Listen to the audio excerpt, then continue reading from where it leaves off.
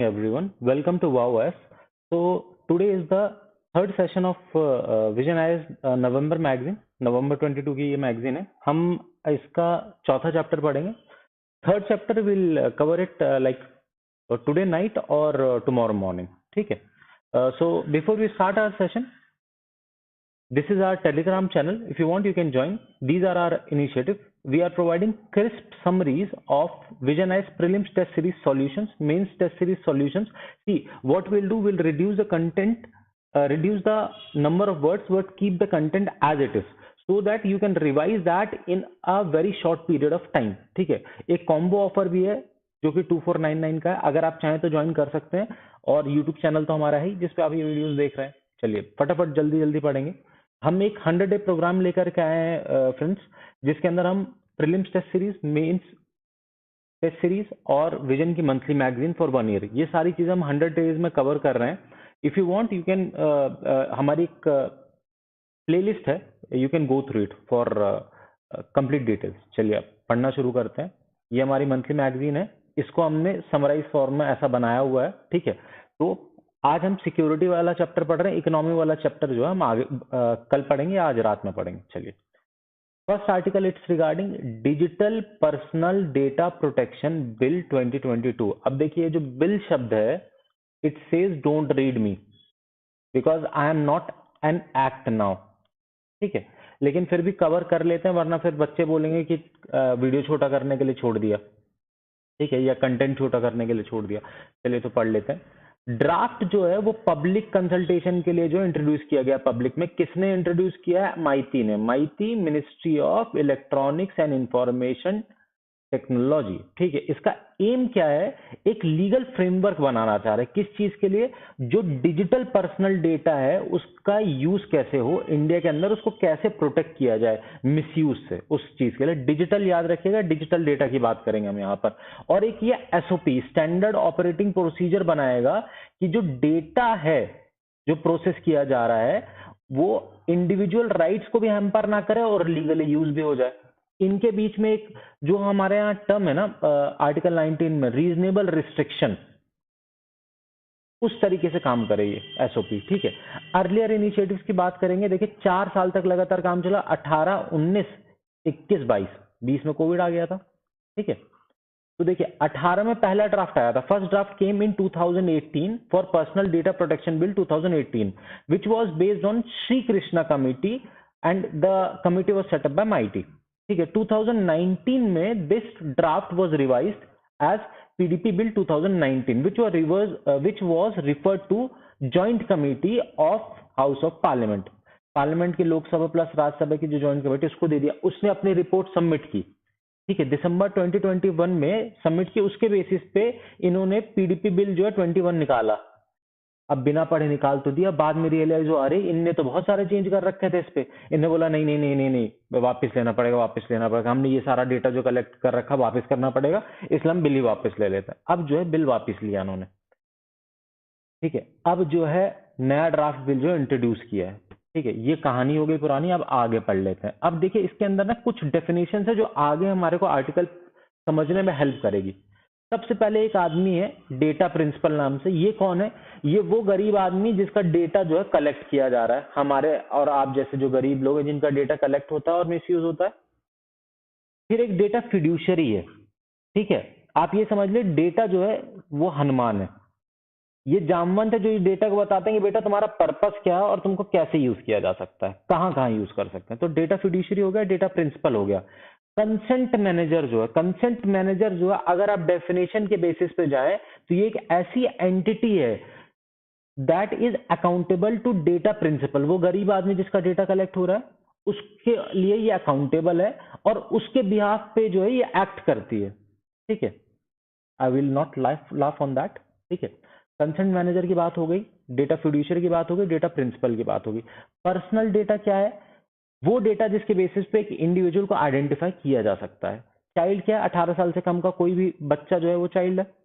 Data क्या है? कोई भी set of information, facts, concept जो भी है जिनको आप कम्युनिकेट कर सकते हैं इंटरप्रेट कर सकते हैं और प्रोसेस कर सकते हैं, दैट इज डेटा। पर्सन में आपका जो इवन आर्टिफिशियल इंडिविजुअल्स को भी कंसिडर कर लिया गया है, तो एक बहुत बड़ा गैमेट है जिसके अंदर जिसको एज अ पर्सन डिफाइन किया गया है। ठीक है, अब फीचर्स ऑफ द बिल पढ़ लेते हैं। मैं दोबारा बता दूं, ये बहुत ज्यादा इंपॉर्टेंट नहीं क्योंकि अभी एक्ट नहीं बना है। ठीक है, जो आपकी कंसेंट है डेटा प्रिंसिपल गरीब आदमी की, वो बहुत जरूरी है। ठीक है, उसको ये आपको बताना होगा कि उसका क्या डेटा कलेक्ट कर रहे हैं, व्हाट प्लस वाई, क्या डेटा कलेक्ट कर रहे हैं और क्यों कलेक्ट कर रहे हैं। ठीक है, उसके बाद वो जो है उसका मन कि वो कंसेंट दे या ना दे।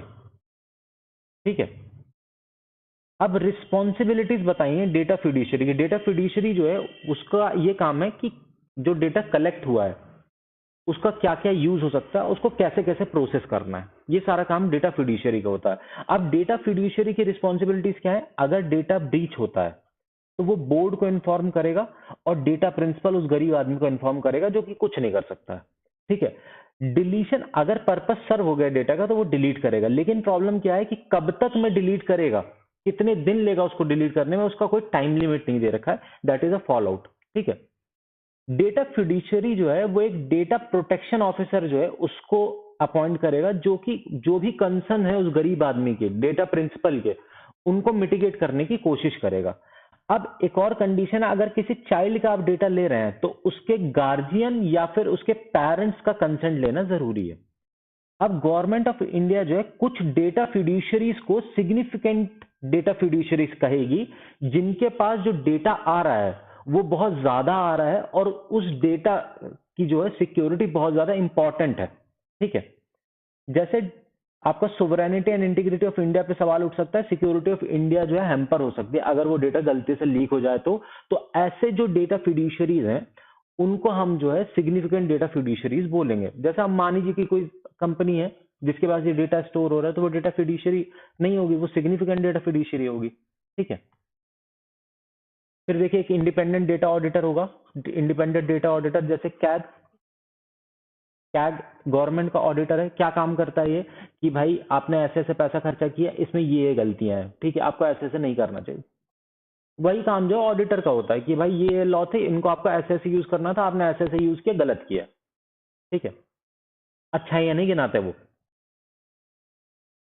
अब जो है बिल जो है उसने जो आपका डेटा प्रिंसिपल है वो गरीब आदमी, उसकी क्या क्या ड्यूटीज हैं, उसके क्या क्या राइट्स हैं, वो समझाने की कोशिश की है कि भाई आपको जो है फॉल्स ग्रीवांस रेज नहीं करने, फालतू की कंप्लेन नहीं यूज करनी कि रामलाल का बेटा मेरा डेटा यूज कर रहा है। ठीक है, गलत इंफॉर्मेशन नहीं देनी है और कोई इंफॉर्मेशन छुपानी नहीं, ये तो आपकी ड्यूटी हो गई। राइट्स क्या क्या हो गए कि आपको इंफॉर्मेशन होगी कि आपका क्या डेटा कलेक्ट कर रहे हैं और क्यों कर रहे हैं। ठीक है, आप डेटा अपना करेक्ट करा सकते हैं और आप ग्रीवांस लेकर के जा सकते हैं, आपका ग्रीवांस सुना जाएगा। ठीक है, अब कब तक रिजॉल्व होगा वो पता नहीं। ठीक है, अब एक डेटा प्रोटेक्शन बोर्ड बनाया जाएगा। Data protection board centralize body रहेगी जो कि सब कुछ देखेगी, हाँ सब कुछ सही चल रहा है, ये होगा डेटा प्रोटेक्शन बोर्ड। 6 तरीके की पेनल्टीज लगाई गई है, सबसे ज्यादा पेनल्टी जो 500 करोड़ की लगाई गई है, लेकिन इन 500 करोड़ रुपए में से 1 रुपया भी उस गरीब आदमी को नहीं मिलेगा जिसका डेटा लिया गया, डेटा प्रिंसिपल। ठीक है, ये भी एक फॉल आउट हो गया। ठीक है, अब देखिए नोटिफाई लिस्ट ऑफ कंट्री जिनके साथ हम डेटा शेयर कर सकते हैं, तो मतलब डेटा ओवरसीज फ्लो हो सकता है। ठीक है, इसको एक एडवांटेज की तरह लिखा गया है कि भाई एक तरीके से पूरी तरीके से क्लोज नहीं किया डेटा फ्लो को, बस प्रोटेक्ट करने की कोशिश की गई है इस बिल के अंदर। चलिए आगे देखते हैं। अब देखिए एप्लीकेशन क्या है डेटा बिल की कि भाई प्रोसेसिंग जो है वो बेसिकली इंडिया में ही हो। ठीक है, आउटसाइड इंडिया जब जरूरत पड़ेगी तब हम कर सकते हैं।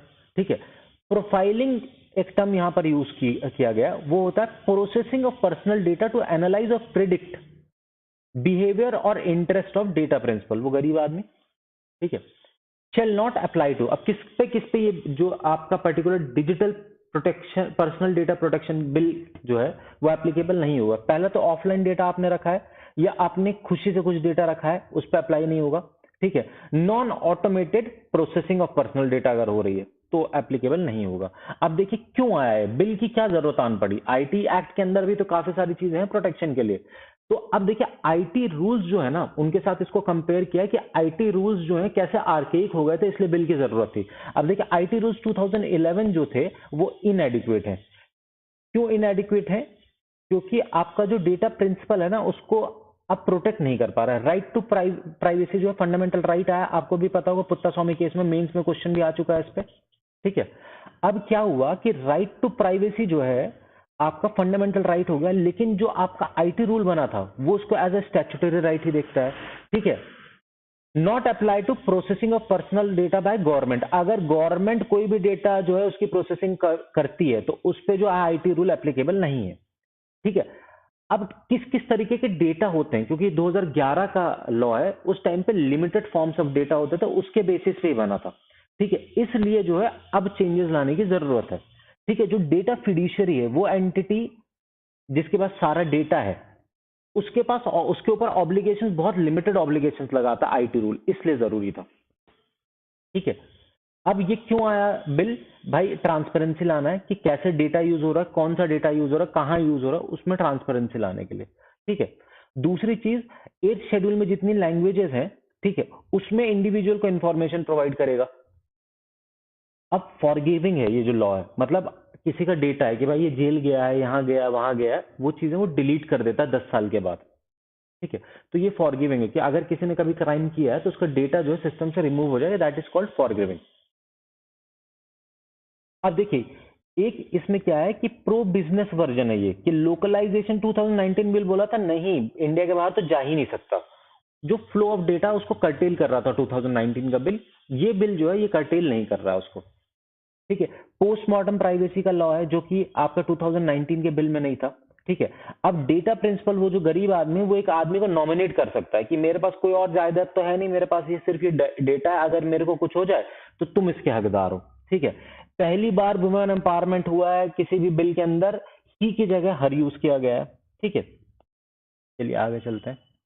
अब कंसर्न्स क्या क्या, कुछ कंसर्न्स हमने पीछे पढ़ लिए हैं, ठीक है। कोई भी टाइमलाइन नहीं किसी भी चीज के लिए, कोई भी डेडलाइन नहीं कि कब तक डेटा डिलीट करना है, ठीक है, कब तक कोई भी कंप्लेंट रिजॉल्व करनी, इन सब चीजों के लिए टाइमलाइन नहीं दे रखी है। एक ये इशू है। Right of data portability and right to be forgotten, ये जो है पार्ट नहीं है। अब डेटा पोर्टेबिलिटी क्या होती है कि भाई एक पोर्टेबल मैनर में जो एक इंडिविजुअल है, दैट इज डेटा प्रिंसिपल, उसको ये बताया जाए कि भाई तुम्हारा क्या क्या डेटा लिया गया है और किस किस पर्पस के लिए यूज हो सकता है। तो वो एक जो आपको समरी है, ये जो एक रिसिप्ट है इंडिविजुअल को, वो नहीं दे रहे हैं आप। दूसरी चीज, राइट टू बी फॉरगेटन, ठीक है। Allow data principal to ask fiduciary, data fiduciary कौन है? जिसने डेटा कलेक्ट किया है, ठीक है, जिसको ये पता है इस डेटा का क्या यूज हो सकता है, कि भाई तुम मेरा डेटा जो आगे से किसी के साथ डिस्क्लोज नहीं करोगे, that is right to be forgotten. ये भी जो है बिल का पार्ट नहीं है। अब पब्लिक इंटरेस्ट के लिए जो है आप अगर कोई डेटा ले रहे हैं तो आप ये मानेंगे डीम्ड कंसेंट है। अब यहां पर क्या है कि एक जो फेयर एंड रीजनेबल पर्पस जो है इसको आपने डिफाइन नहीं किया अच्छे से, तो ये एक जो है आपका फॉल आउट है इस बिल का। स्ट्रेंथ ऑफ बोर्ड जो है वो डिसाइड नहीं किया, भाई बोर्ड में कौन कौन मेंबर होंगे, कहां कहां से होंगे, इसका मिसयूज जो है वो आपका कहीं ना कहीं जो है एग्जीक्यूटिव्स कर सकते हैं। पेनल्टी जो है वो लिमिटिंग कर दिया आपने कि नॉट सिग्निफिकेंट अगर होगा तो हम पेनलाइज नहीं करेंगे। अगर जो नॉन कंप्लायंस है या ब्रीच जो हुआ है डेटा का, वो अगर नॉट सिग्निफिकेंट नहीं है तो उसको हम पेनलाइज नहीं करेंगे। अब सिग्निफिकेंस जो है is a very vague term, उसको डिफाइन नहीं किया आपने, ठीक है। अब गवर्नमेंट ऑफ इंडिया जो है, जो डेटा फिड्यूशियरी जिसके पास सारा डेटा है, उसको एग्जम्प्ट कर सकती है किसी भी प्रोविजन से बिल के, और गवर्नमेंट खुद भी एग्जम्प्ट हो सकती है साइटिंग कि that is in the interest of prevention investigation of any offence and contravention of law. तो ये सारे जो है ना, इनको वेल डिफाइन करने की बहुत ज्यादा जरूरत है। अब देखिए बाकी क्या प्रॉब्लम्स है, पोस्टपोनिंग और डेलीगेटिंग। अब बेसिकली हो क्या रहा है, आपने एक जो है फ्रेमवर्क बस बना के दे दिया कि इस टाइप का होना चाहिए, इसके अंदर जो है आपने एक थाली दे दी है और कटोरियां दे दी हैं, इसमें क्या भरना है आप बस ये बता दिए कि 4 तरीके का मीठा होना चाहिए, 2 सब्जी होनी चाहिए, 3 दाल होनी चाहिए, 4 प्रकार की रोटी होनी चाहिए, लेकिन कौन सी रोटी भी ये सब आपने नहीं बताया है। तो दैट इज, आपने जो है ये एग्जीक्यूटिव्स पे छोड़ दिया। तो कहीं ना कहीं ये भी मिसयूज हो सकता है कि एक आपने वेग सा लॉ बना दिया, उसके अंदर जो कमियां उनको रूल से पूरा कर लो। देखिए 30 क्लॉज है सिर्फ इस बिल के अंदर, वेयर एज जो प्रीवियस जो आपका ड्राफ्ट आया था उसमें 90 प्लस लॉज थे, because rule making is left to executives. तो कहीं ना कहीं एग्जीक्यूटिव्स की जो हेजीमोनी हो जाएगी लेजिस्लेशन के ऊपर, ठीक है।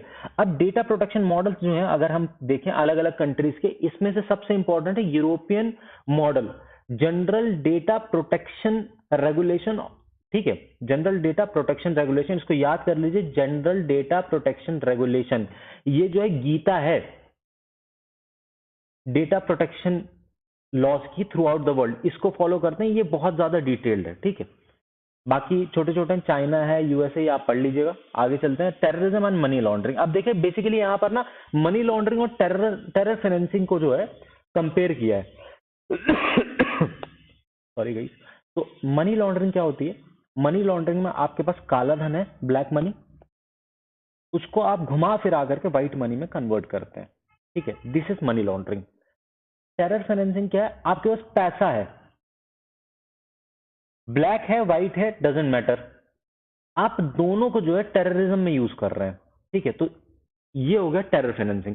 अब टेरर फाइनेंसिंग में व्हाइट मनी भी यूज होता है, ब्लैक मनी भी यूज होता है। आपके साथ कुछ गलत हो गया, आप बहुत अमीर आदमी हैं, गवर्नमेंट के साथ आपकी कुछ किचकिच हो गई, आप जो है टेररिस्ट के साथ मिल गए, पैसा आपके पास सारा लेजिटिमेट था, आपने जो है टेरर फंडिंग में लगा दिया, ठीक है। That is called terror funding. Money laundering, आपके पास काला धन है, पॉलिटिशियन, आप बहुत बड़े आईएएस ऑफिसर बने हुए हैं, कुछ भी बने हुए हैं, ठीक है। बुरा मत मानिएगा guys, these are the hard realities of our nation. अब देखिए थर्ड मिनिस्ट्रियल कॉन्फ्रेंस हुई है किस चीज की? Countering finance of terrorism, no money for terror conference. किसने किया है? मिनिस्ट्री ऑफ होम अफेयर्स में, दिल्ली में, ठीक है। ये सबसे पहली बार 2018 में फ्रांस में हुई थी। नेशंस एंड ऑर्गेनाइजेशंस जो है वो डेलिब्रेट करते हैं, किस चीज के ऊपर डेलिब्रेट करेंगे? टेरर फाइनेंसिंग और मनी लॉन्ड्रिंग को कैसे रोकें। खत्म। 2019 में जो है ऑस्ट्रेलिया में हुई थी, 2020 में इंडिया में होनी थी, लेकिन कोविड आ गया। खत्म। टेरर फाइनेंसिंग और टेररिज्म जो है हमने पढ़ लिया, मनी लॉन्ड्रिंग हमने पढ़ लिया, ठीक है। लिंक क्या है दोनों में? आप जो है बचते हैं स्क्रूटिनी ऑफ स्टेट्स में, मतलब ये ऐसा पैसा है जो ये कोशिश करता है कि मैं कभी भी लाइमलाइट में ना आऊं, ठीक है। और आईएमएफ और वर्ल्ड बैंक की अगर आप माने तो लगभग 2 से 4 ट्रिलियन डॉलर पर ईयर जो है वो क्रिमिनल लॉन्ड्रिंग में यूज होता है, या तो मनी लॉन्ड्रिंग में या तो टेरर फंडिंग में। 2 से 4 ट्रिलियन डॉलर के आसपास की जो है ये इकोनॉमी है, ये मूवमेंट होता है इतना। ये मैं नहीं कहता, वर्ल्ड बैंक और आईएमएफ कह रहे हैं।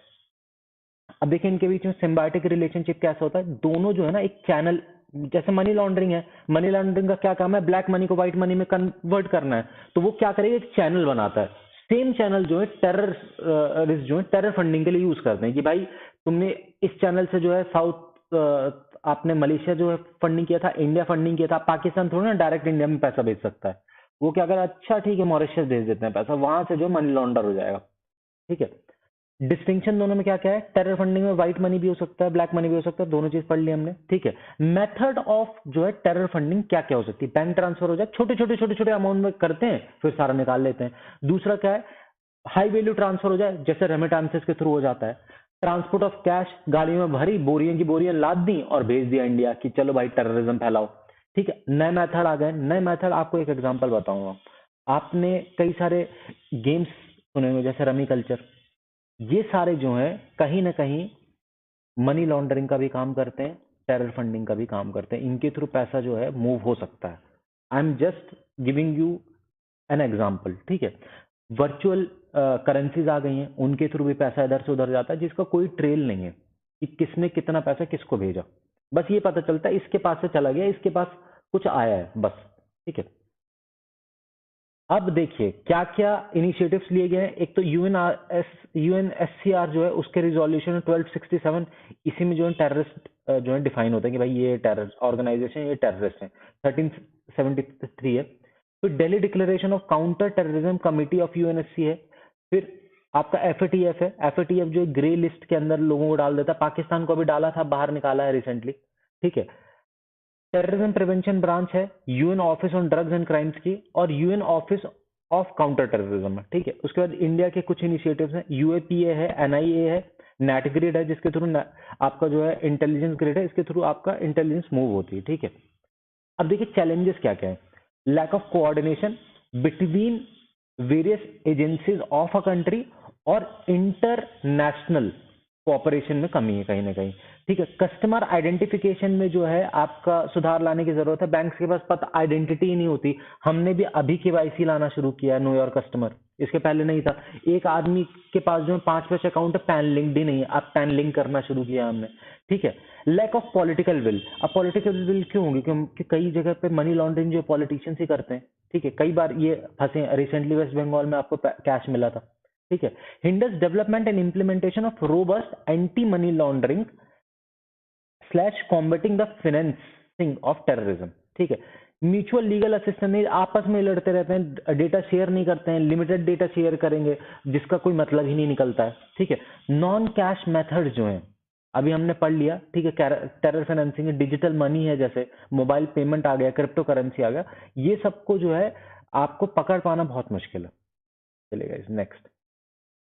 अब चेकिंग मनी लॉन्ड्रिंग एक तो प्रिवेंट कीजिए आप कि अगर कहीं पर भी ट्रांजैक्शन हो तो तुरंत आइडेंटिफाई कर पाए, डिटेक्ट कीजिए कि क्यों यूज हो रहा है और सप्रेस कीजिए। ये हो गया मनी लॉन्ड्रिंग को रोकने के तरीके। मेजर्स क्या क्या है? एक तो आप भाई प्रॉपर कोऑर्डिनेशन कोऑपरेशन बनाइए। ठीक है, इंटरनेशनल लेवल तक पे। ठीक है, न्यू टेक्नोलॉजीज का यूज करिए, एआई का यूज कर सकते हैं आप। ठीक है, और पीनल प्रोविजंस बनाइए, स्ट्रॉन्ग पीनल प्रोविजंस होना चाहिए। पैसा तो जब्त होगा, पेनल्टी भी लगेगी, सजा भी होगी।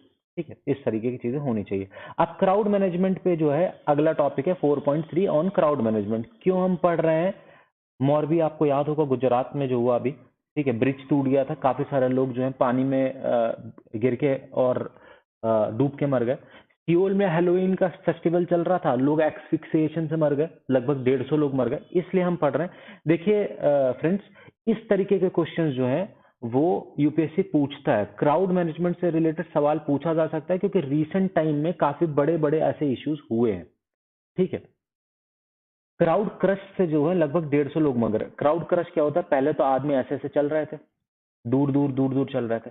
अब ये दोनों के बीच में 3-4 आदमी और आ गए, क्योंकि भाई तंग गलियां, मान लीजिए आप एग्जिट के पास खड़े हैं, सब पास में, तो इसमें क्या होता है, इतने कम डिस्टेंस हो जाती है कि आपके लंग्स फूल नहीं पाते हैं। ठीक है, तो आप सांस नहीं ले पाएंगे, तो आपका दम घुटने से आपकी मौत हो सकती है। ठीक है, क्राउड मैनेजमेंट दो तरीके का होता है। एक तो देखिए, जैसे स्टेडियम में लोग गए हैं तो उनका क्राउड का मैनेजमेंट करना है। भाई हर आदमी जो तसल्ली से बैठा रहे, आराम से अंदर आए, आराम से बाहर चला जाए, भीड़ भड़का ना हो। दूसरा क्राउड मैनेजमेंट क्या होता है? लोग जो है वो प्रोटेस्ट करने बैठे हैं, तो अगर जरूरत पड़ी तो जो भीड़ है उसको भगाना।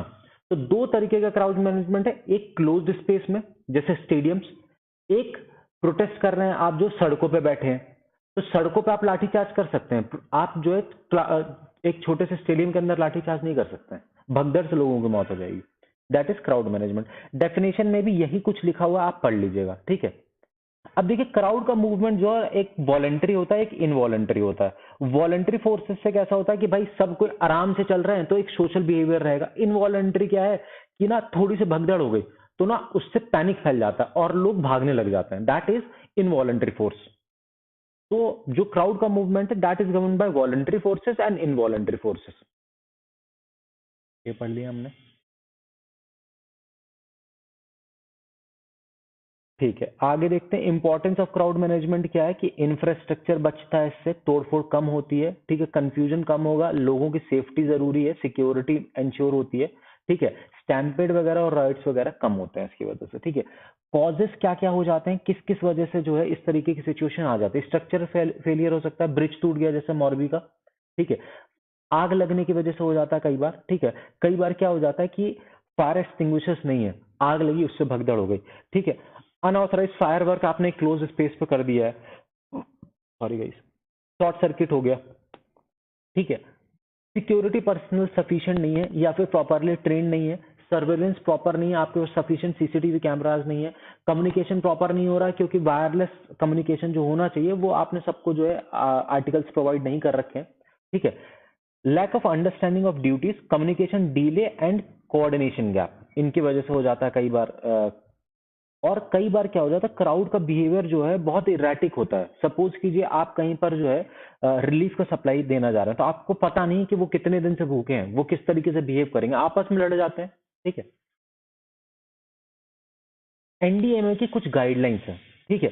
सबसे पहली चीज कि अंडरस्टैंडिंग। अब देखिए ये गाइज एक अच्छा फ्लो चार्ट है, ये जरूर पढ़ लीजिएगा। टाइप ऑफ इवेंट्स पहले डिसाइड करें, किस किस तरीके की क्राउड आएगी, एज क्या होगा, जेंडर क्या होगा, किस रीजन से आई है, ठीक है, वेन्यू कैसा, ओपन है, क्लोज्ड है, क्राउड का मोटिव क्या, किस लिए आई है, एंटरटेनमेंट क्या लिए आई है, फीफा का मैच देखने आई है या प्रोटेस्ट करने आई है, फार्मर्स हैं प्रोटेस्ट कर रहे हैं फार्म बिल्स के अगेंस्ट, ठीक है। क्राउड मैनेजमेंट कैसे करना है, ठीक है, वेन्यू समझ लिया आपने। और बाकी स्टेक होल्डर्स कौन कौन सा, मीडिया भी आ रही है वहां पर, एनजीओ भी आएंगी वहां पर, ठीक है। इस तरीके की चीजों से आपको समझना है। आप नेशनल डिजास्टर मैनेजमेंट एक्ट के अंदर जो है क्या गाइडलाइंस है, एक तो डिटेल अंडरस्टैंडिंग होनी चाहिए कि क्या इवेंट हो रहा है, कौन कौन आ रहा है और स्टेक होल्डर्स कौन कौन है उसके अंदर, ठीक है। उसके बाद क्या क्या हैजार्ड हो सकते हैं कि भैया भगदड़ मच सकती है, उसको कैसे मिटिगेट कर सकते हैं आप, वो समझना है। इमरजेंसी रिस्पांस टीम आपकी प्रॉपरली होनी चाहिए जो कि तुरंत मोबिलाइज कर सके, फास्ट एड किट्स वगैरह होनी चाहिए आपके पास, एम्बुलेंस की फैसिलिटी होनी चाहिए, सेफ्टी मेजर्स प्रॉपर होने चाहिए, बैरिकेडिंग, रोड ब्लॉक्स, रस्सियां बांध देते हैं, ठीक है, वो सारी चीजें हो गई। अवेयरनेस होनी चाहिए, जो पर्सनल है उनकी प्रॉपर ट्रेनिंग होनी चाहिए पर्टिकुलर इवेंट के लिए। हर इवेंट अलग अलग होता है, हर इवेंट के लिए अलग अलग मॉक ड्रिल्स होनी चाहिए पहले, ठीक है। इंफॉर्मेशन मैनेजमेंट एंड डिसेमिनेशन, जो भी इंफॉर्मेशन जल्दी से जल्दी डिसेमिनेट हो सके और प्रॉपर कोऑर्डिनेशन हो सके उसके बेसिस पे, ठीक है। Centralise information gathering and dispersion होना चाहिए, ठीक है। अब इंप्रूव कैसे हो सकता है, इंफॉर्मेशन कम्युनिकेशन टेक्नोलॉजी का प्रॉपर यूज हो जाए, ठीक है। रिमोट सेंसिंग, जीआईएस, एआई वगैरह का यूज करो, ठीक है। Training in crowd management, mock drills पढ़ लिया हमने। मीडिया वगैरह जो है वो एंटी सोशल एलिमेंट्स को प्रॉपरली जो है मॉनिटर करें। असेसमेंट ऑफ वेन्यू, ये सब हमने पढ़ लिया कि भाई पहले से सब चीज की तैयारी कर लो, ठीक है। चलिए अब छोटी छोटी वाली न्यूज है, जल्दी जल्दी खत्म कर लेंगे। क्रिटिकल इंफॉर्मेशन इंफ्रास्ट्रक्चर के अंदर जो है सेंसस को नेशनल पॉपुलेशन रजिस्टर को डाल दिया गया कि अब जो है सेंसस और नेशनल पॉपुलेशन रजिस्टर जो है वो क्रिटिकल इंफॉर्मेशन इंफ्रास्ट्रक्चर का पार्ट है। इसका मतलब क्या हुआ, अगर किसी ने इनका मिसयूज करने की कोशिश की या फिर इनके साथ टेम्परिंग करने की कोशिश की तो 10 साल के लिए जो है सजा काटेगा। हीनियस क्राइम की सजा होती है 7 साल, इसके लिए है 10 साल, ठीक है। अब देखिए क्रिटिकल इंफॉर्मेशन इंफ्रास्ट्रक्चर क्या है, फिजिकल और cyber based system destruction of which can have debilitating impact on national security, economy, public health, declared by Government of India under Section 70 of IT Act 2000, amended in 2008। तो ये हो गया आपका critical information infrastructure का definition, ठीक है। अब क्या क्या थ्रेट हो सकते हैं, या तो नेचुरल अर्थक्वेक वगैरह आ जाए, ठीक है, ह्यूमन कॉस्ट, टेररिज्म वगैरह में के थ्रू वो हो जाए, और एक्सीडेंट, पावर ग्रिड फेलियर वगैरह का सारा जो उड़ गया डेटा। चलिए आगे चलते हैं। अब ये देखिए मेजर्स टू प्रोटेक्ट है आपका, ये सारा आप पढ़ लीजिए, कुछ खास नहीं, बस नाम लिखे हुए हैं यहाँ पर। क्रिटिकल इंफॉर्मेशन इंफ्रास्ट्रक्चर के अंदर क्या क्या आता है, देखिए एक तो ट्रांसपोर्ट आता है, गवर्नमेंट आता है, पावर एंड एनर्जी आता है, banking, financial services and insurance आता है, टेलीकॉम आता है, और स्ट्रेटेजिक एंड पब्लिक एंटरप्राइजेस आता है, ठीक है। ये पूछ सकता है प्रीलिम्स में कि क्रिटिकल इंफॉर्मेशन इंफ्रास्ट्रक्चर के कौन कौन से पार्ट हैं, याद कर लीजिएगा एक एक को। International counter ransomware initiative. Ransomware आपको सबको पता है, एक मालवेयर है जो पैसा मांगता है कि भैया पैसा दो वरना मैं तुम्हारा सारा डेटा उड़ा दूंगा, ठीक है। ये क्या चाह रहा है, जो सीआरआई है, इंटरनेशनल ऑर्गेनाइजेशन है, एक इंस्टीट्यूशनल कोलैबोरेशन है, ये चाहता है कि एस्टेब्लिश करें हम international counter ransom task force, ठीक है। इंडिया भी जो है सीआरआई का पार्ट है, ठीक है। और इंडिया एंड लिथुआनिया जो है ये लीड करते हैं रेजिलियंस वर्किंग ग्रुप को सीआरआई के, ठीक है। ब्लू बगिंग क्या है, बेसिकली जो ब्लूटूथ के थ्रू हैकिंग होती है उसको अपन ब्लू बगिंग बोलते हैं। इतना ही है इंपॉर्टेंट इसमें, कैसे रोकें, ब्लूटूथ बंद कर दीजिए। High energy laser system. अब देखिए हाई एनर्जी लेजर सिस्टम को अगर एक लेमन लैंग्वेज में समझने की कोशिश करें, आयरन मैन आप सबको पता होगा, वो जो अपने हाथ से जो है ऐसे करके रे निकालता है ना, that is high energy laser system. समझ गए आप? चलिए डेफिनेशन पढ़ लेते हैं। It is a technology that produces beam of concentrated electromagnetic energy और atomic और subatomic particles। ठीक है, अब देखिए इसका फायदा क्या है। इलेक्ट्रोमैग्नेटिक एनर्जी यूज कर रहा है, स्पीड ऑफ लाइट से मूव करेगी ये, पहली चीज, ठीक है। डिफेंस में भी यूज हो सकता है, बहुत कंसंट्रेटेड मैनर में होता है, बहुत एक्यूरेटली टारगेट करता है, तो जान मान का हानि होने के चांसेस कम है। कई बार हमने सुना है कि बॉम्ब ब्लास्ट हुआ, मतलब अगर हमने ऊपर से बम फेंका तो टेररिस्ट के साथ साथ लोकल भी मर जाते हैं, तो वो इश्यूज जो है कम हो जाएंगे इसकी वजह से। ठीक है, एक SFO टेक्नोलॉजीज है जिसमें DRDO के Centre for High Energy System and Science के साथ 2 किलोवाट का एक single mode continuous wave fibre laser जो है डेवलप किया है। ठीक है, चलिए आगे पढ़ते हैं। एडवांटेजेस मैंने आपको बता दिया, कोई आवाज नहीं करते, सीधे लाइट की स्पीड से, और कॉस्ट कम है, क्योंकि भाई आपका इतना कंसंट्रेट हो तो आपको पता है किसको टारगेट करना, उसी को टारगेट करेंगे, तो पर शॉट कॉस्ट जो है कम हो जाता है, प्रिसाइज हो जाता है, लीथल नॉन लीथल दोनों चीजों में यूज कर सकते हैं। आपकी वेल्डिंग वगैरह में भी जो है आपका यूज होता है, वो लेजर जो इतनी पावरफुल नहीं होती है, ऑपरेशंस में भी लेजर्स का यूज होता है। तो देखिए ये सारे के सारे जो है ना आपकी जो है नॉन लीथल यूज है। ठीक है, या आपके जो है ये ह्यूमैनिटेरियन यूजेस हो गए लेजर। ठीक है, बाकी लीथल यूज आपने पढ़ ली। इंडिया के बाकी इनिशिएटिव्स क्या क्या हैं इस डायरेक्शन में? Directionally unrestricted ray gun array, Durga 2, kilo ampere linear injector Kali, project Aditya and air defence dazzlers. India के अलावा Russia, France, Germany, UK, Israel और चाइना ये सब लगे हुए हैं इसको डेवलप करने में। अब देखिए, submersible platform for acoustic characterisation and evaluation, space, नाम स्पेस है लेकिन यूज किस लिए हो रहा है? Testing of sonar system. Sonar system पानी के अंदर जो है ना एक तरीके से ज्योग्राफिक मैपिंग के लिए यूज होता है, क्योंकि पानी के अंदर साउंड वेव जो है ना काफी तेजी से मूव करती हैं। ठीक है, इतना इंपॉर्टेंट है। ये जो आपका स्पेस है ये DRDO की टेस्टिंग फैसिलिटी है। ठीक है, चलिए भाई, रोहिणी 200 रॉकेट, ये एक तरीके का साउंड रॉकेट है जिसका 200 आपका जो है सक्सेसफुल फ्लाइट टेस्ट हुआ है। ठीक है, ये इसरो का है। ठीक है, किस लिए यूज होता है? साइंटिफिक एक्सपीडिशंस के लिए यूज होता है, basically metrological, astronomy and other branches of space physics. ठीक है, पहला जो इंडिया ने लॉन्च किया था वो था अमेरिकन नाइक अपाचे 1963 में। ये पहला साउंड रॉकेट जो इंडिया ने छोड़ा था। इसरो के जो भी साउंड रॉकेट है उनका नाम है रोहिणी। पहला था रोहिणी RH-75, 1967 में लॉन्च हुआ था। उसके बाद से 200 लॉन्च कर चुके हैं हम। ठीक है, सॉलिड मोटर पावर्ड होते हैं ये। ठीक है, 70 किलोमीटर तक जा सकते हैं ऊपर।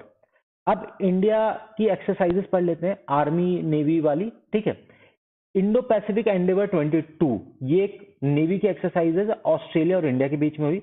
गरुणा शक्ति जो है ये एक बायलैटरल जॉइंट एक्सरसाइज है, किसके किसके बीच? इंडिया और इंडोनेशिया। गरुणा शक्ति इंडिया और इंडोनेशिया के बीच में, और सिर्फ अगर गरुणा लिखा हुआ तो इंडिया और फ्रांस के बीच में।